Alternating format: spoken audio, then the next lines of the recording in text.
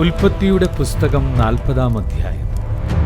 Joseph തടവുകാരുടെ സ്വപ്നം വ്യാഖ്യാനിക്കുന്നു. കുറച്ചുനാൾ കഴിഞ്ഞ് ഈജിപ്തിലെ രാജാവിന്റെ പാനപാത്രവാഹകനും പാചകനും തങ്ങളുടെ യജമാനനായ രാജാവിനെതിരെ തെറ്റ് ചെയ്തു. ഈ രണ്ട് ഉദ്യോഗസ്ഥർക്കുമെതിരെ ഫറവോ കുപിതനായി. അവൻ അവരെ കാവൽപ്പട നായകന്റെ വീട്ടിലുള്ള തടവറയിലടച്ചു. ജോസഫും ഇവിടെയാണ് കഴിഞ്ഞിരുന്നത്. കാവൽപ്പട നായകൻ അവരെ ജോസഫിന് ഭരമേൽപ്പിച്ചു. അവൻ അവരെ പരിചരിച്ചു. കുറേക്കാലം അവർ തടവിൽ കിടന്നു. തടവറയിൽ കിടന്നിരുന്ന അവരിരുവർക്കും ഈജിപ്തിലെ രാജാവിന്റെ പാനപാത്രവാഹകനും പാചകനും ഒരു രാത്രിയിൽ വേറെ വേറെ അർത്ഥമുള്ള സ്വപ്നമുണ്ടായി. ജോസഫ് രാവിലെ അവരുടെ അടുക്കൽ ചെന്നപ്പോൾ അവർ വിഷാദിച്ചിരിക്കുന്നത് കണ്ടു. തന്റെ യജമാനന്റെ വീട്ടിലെ തടവറയിൽ തന്നോടൊത്തു കഴിയുന്ന ആ ഉദ്യോഗസ്ഥന്മാരോട് അവൻ ചോദിച്ചു, നിങ്ങളുടെ മുഖത്ത് എന്താണ് ഇന്നൊരു വിഷാദം? അവർ പറഞ്ഞു, ഞങ്ങൾ രണ്ടുപേരും സ്വപ്നം കണ്ടു. അവയെ വ്യാഖ്യാനിക്കാൻ ആരുമില്ല. ജോസഫ് പറഞ്ഞു, വ്യാഖ്യാനം ദൈവത്തിൻ്റേതല്ലേ? സ്വപ്നം എന്തെന്ന് പറയൂ. പാനപാത്രവാഹകൻ തൻ്റെ സ്വപ്നം ജോസഫിനോട് പറഞ്ഞു, ഞാനൊരു മുന്തിരിവള്ളി സ്വപ്നം കണ്ടു. അതിൽ 3 ശാഖകൾ ഉണ്ടായിരുന്നു. അത് മൊട്ടിട്ട ഉടനെ പുഷ്പിച്ച് കുലകളിൽ മുന്തിരിപ്പഴങ്ങൾ പാകമായി. ഫറവോയുടെ പാനപാത്രം എൻ്റെ കയ്യിലുണ്ടായിരുന്നു. ഞാൻ മുന്തിരിപ്പഴങ്ങൾ എടുത്ത് പിഴിഞ്ഞ് പാനപാത്രത്തിൽ ഒഴിച്ച് അവന് കൊടുത്തു.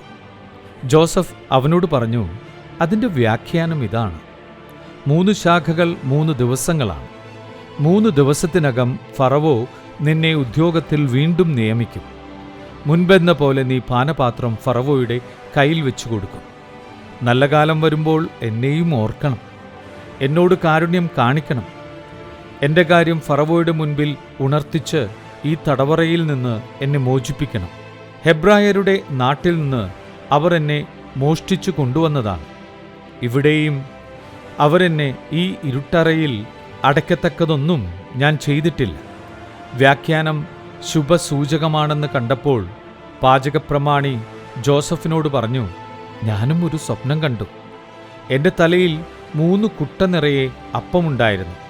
ഏറ്റവും മുകളിലെ കുട്ടയിൽ ഫറവോയ്ക്കു വേണ്ടി പാചകം ചെയ്ത പലതരം അപ്പങ്ങളായിരുന്നു. പക്ഷികൾ വന്ന് എൻ്റെ തലയിലെ കുട്ടയിൽ നിന്ന് അവ കൊത്തി തിന്നുകൊണ്ടിരുന്നു. ജോസഫ് പറഞ്ഞു, അതിൻ്റെ വ്യാഖ്യാനം ഇതാണ്: 3 കുട്ടകൾ 3 ദിവസം തന്നെ. 3 ദിവസത്തിനകം ഫറവോ നിന്നെ പുറത്തിറക്കി മരത്തിൽ കെട്ടിത്തൂക്കും. പക്ഷികൾ നിന്റെ മാംസം തിന്നുകയും ചെയ്യും. 3-ാം ദിവസം ഫറവോയുടെ പിറന്നാളായിരുന്നു. തൻ്റെ വേലക്കാർക്ക് അവനൊരു വിരുന്ന് നൽകി. പാനപാത്രവാഹകനെയും പാചകപ്രമാണിയെയും പുറത്തു കൊണ്ടുവന്ന് വിധി പ്രഖ്യാപിച്ചു. പാനപാത്രവാഹകനെ ഉദ്യോഗത്തിൽ തിരികെ നിയമിച്ചു. അവൻ പാനപാത്രം ഫറവോയുടെ കയ്യിൽ കൊടുത്തു. എന്നാൽ പാചകപ്രമാണിയെ അവൻ തൂക്കിക്കൊന്നു. ജോസഫ് വ്യാഖ്യാനിച്ചതുപോലെ തന്നെ സംഭവിച്ചു.